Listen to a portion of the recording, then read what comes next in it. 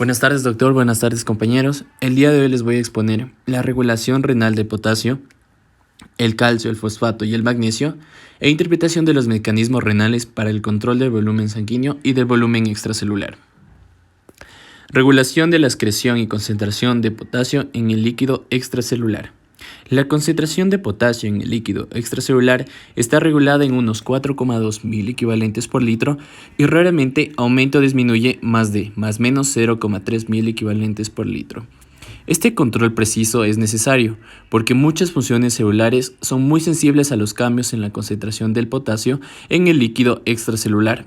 Por ejemplo, un aumento de la concentración de potasio de solo 3-4 mil equivalentes por litro puede provocar una arritmia cardíaca y concentraciones mayores a una puede provocar una parada cardíaca o una fibrilación. Una dificultad especial en la regulación de la concentración de potasio y en el líquido extracelular es el hecho de que más del 98% del potasio total del corporal está dentro de las células y que solo el 2% está contenido en el líquido extracelular. En un adulto de 70 kilogramos que tiene unos 28 litros de líquido intracelular, 40% del peso corporal y 14 litros de líquido extracelular, 20% del peso corporal, alrededor de 3.920 mil equivalentes están dentro de las células y solo unos 59 mil equivalentes están en el líquido extracelular. El mantenimiento del equilibrio entre la captación y el gasto del potasio depende sobre todo de la excreción renal, porque la excreción fecal es solo del 5 al 10% de la ingestión del potasio. De este modo, el mantenimiento de un equilibrio normal del potasio exige que los riñones ajusten la excreción de potasio con rapidez y precisión como respuesta a amplias variaciones en su ingestión, como es también cierto en la mayoría de otros electrolitos. Como el 98% de potasio corporal total está dentro de las células, estas pueden servir de almacén de potasio cuando hay un exceso extracelular durante un estado de hiperpotasemia o como fuente de potasio durante la hipopotasemia. Regulación de la distribución interna del potasio. Tras la ingestión de una comida normal, la concentración de potasio en el líquido extracelular aumentaría hasta un valor mortal si es que el potasio ingerido no se movería rápidamente hacia el líquido intracelular, es decir, hacia el interior de las células. Por ejemplo, la absorción de 40.000 equivalentes de potasio, lo que equivale a una comida rica en verduras y frutas, en un volumen de líquido extracelular de 14 litros, aumentaría la concentración plasmática de potasio unos 2.9 mil equivalentes por litro, si todo el potasio permaneciera en el compartimento extracelular. Sin embargo, y afortunadamente, la mayor parte del potasio ingerido pasa rápidamente hacia el interior de la célula, hasta que los riñones puedan eliminar el exceso. Aquí podemos ver una tabla en la que se resumen algunos de los factores que pueden influir en la distribución del potasio entre los compartimentos intracelular e extracelular. Los factores que introducen al potasio en las células, es decir, una reducción de potasio extracelular, son la insulina, la aldosterona, el estímulo beta-adrenérgico y la alcalosis. Mientras que los factores que sacan al potasio de las células, es decir, un aumento del potasio extracelular, son la diabetes mellitus por una deficiencia de insulina, la enfermedad de Addison por una deficiencia de aldosterona, el bloqueo beta-adrenérgico, la acidosis, lisis celular, ejercicio extenuante y un aumento de la osmolaridad del líquido extracelular. Pero sigamos. La insulina estimula la captación del potasio por las células. La insulina es importante para aumentar la captación de potasio por las células tras cualquier comida que ingiramos. En las personas con una deficiencia de insulina debido a una diabetes mellitus, el aumento de la concentración plasmática de potasio tras ingerir una comida es mucho mayor de lo normal. Sin embargo, las inyecciones de insulina pueden ayudar a corregir la hiperpotasemia.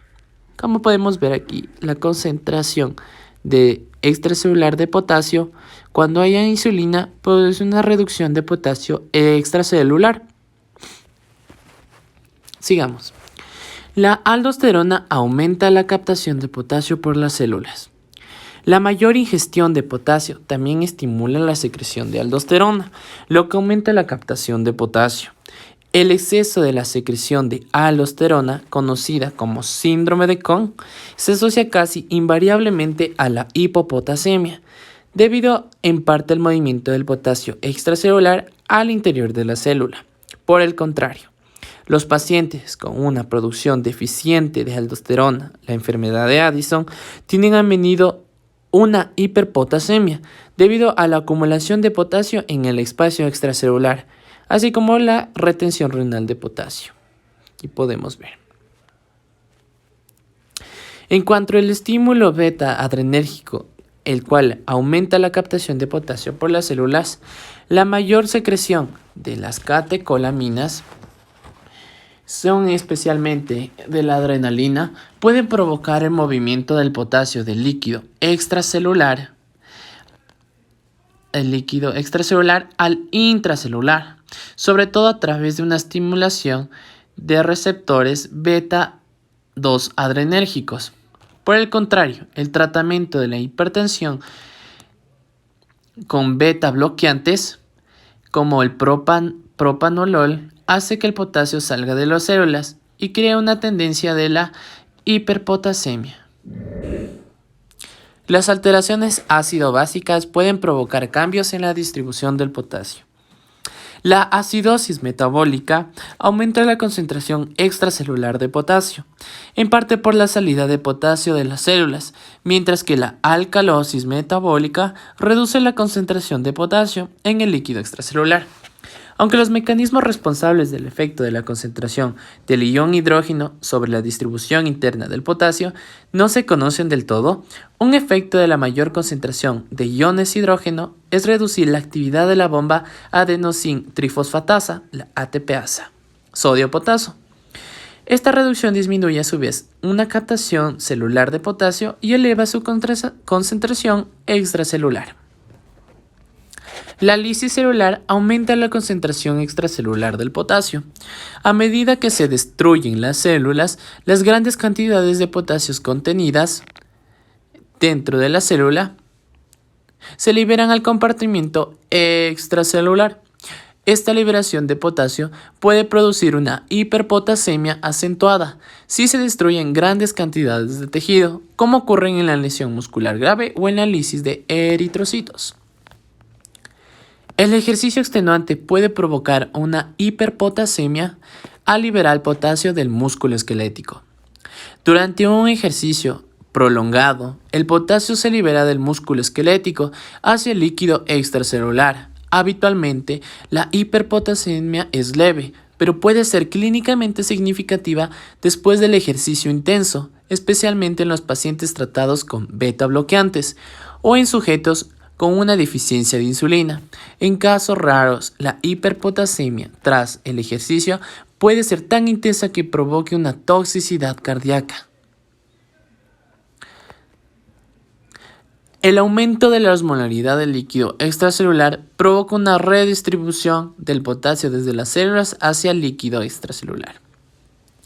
El aumento de la osmolaridad del líquido extracelular provoca un flujo osmótico de agua fuera de las células. La deshidratación celular aumenta la concentración intracelular de potasio, con lo que favorece la difusión de potasio fuera de las células y aumenta la concentración de potasio en el líquido extracelular. La reducción de la osmolaridad en el líquido extracelular tiene el efecto opuesto. Una visión general de la excreción renal del potasio. La excreción del potasio renal está determinada por la suma de tres procesos renales: la filtración del potasio, la reabsorción tubular del potasio y la secreción tubular del potasio. La filtración normal del potasio por los capilares glomerulares es de unos 756.000 equivalentes por día. Esta filtración es relativamente constante. Como ya conocemos, esto se da en personas sanas debido a los mecanismos de autorregulación de la filtración glomerular. No obstante, la reducción acentuada de la filtración glomerular en ciertas nefropatías puede provocar una acumulación acentuada de potasio y una hiperpotasemia. Como podemos ver en este gráfico de aquí, Alrededor del 65% del potasio filtrado se reabsorbe en el túbulo proximal. Los otros 25 y 30% del potasio filtrado se reabsorben en el asa de Henle, en especial en la parte gruesa ascendente. En el túbulo proximal y en el asa de Henle se reabsorben una fracción relativamente constante de la carga de potasio filtrada. Los cambios en la reabsorción de potasio en estos segmentos pueden influir en la excreción de potasio, pero la mayor parte de la variación diaria de la excreción de potasio no se debe a cambios en la reabsorción en el túbulo proximal ni en el asa de Henle. Existe también reabsorción de potasio en los túbulos y conductos colectores. La cantidad reabsorbida en estas partes de la nefrona varían en función de la ingestión de potasio.